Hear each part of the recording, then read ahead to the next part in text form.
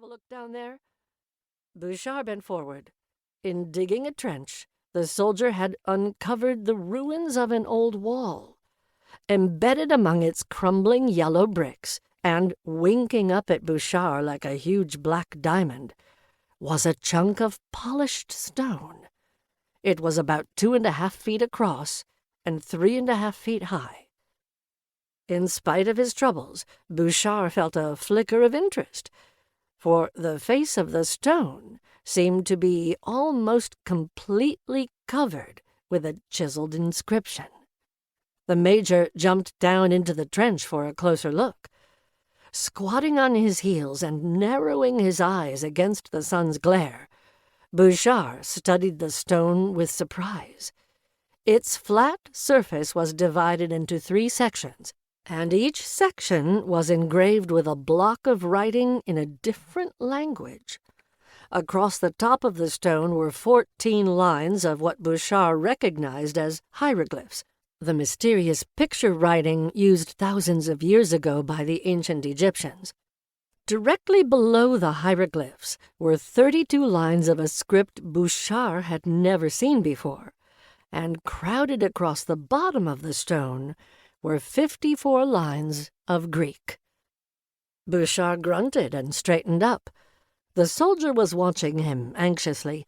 "In view of General Bonaparte's order, sir," he said, "I thought—" Bouchard cut him short with a nod of approval.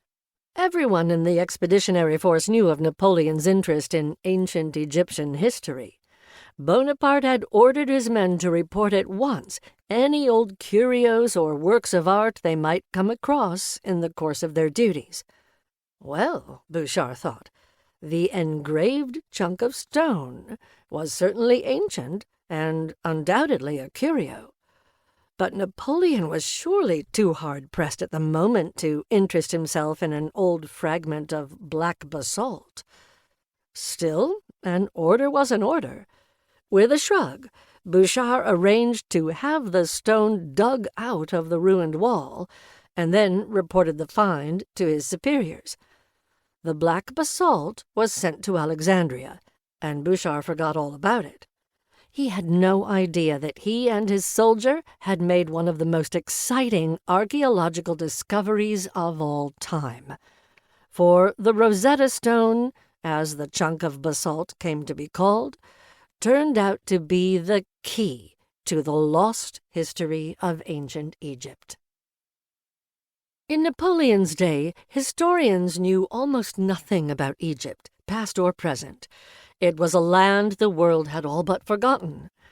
And yet once, long before the birth of Christ, Egypt had been the most famous and powerful country in the world.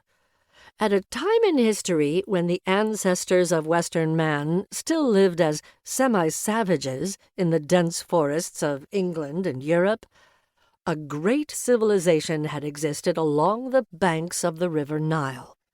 Ruled over by awesome god-kings called pharaohs, Egypt had been a land of bustling cities, golden palaces, huge stone temples, busy docksides, and luxurious country estates.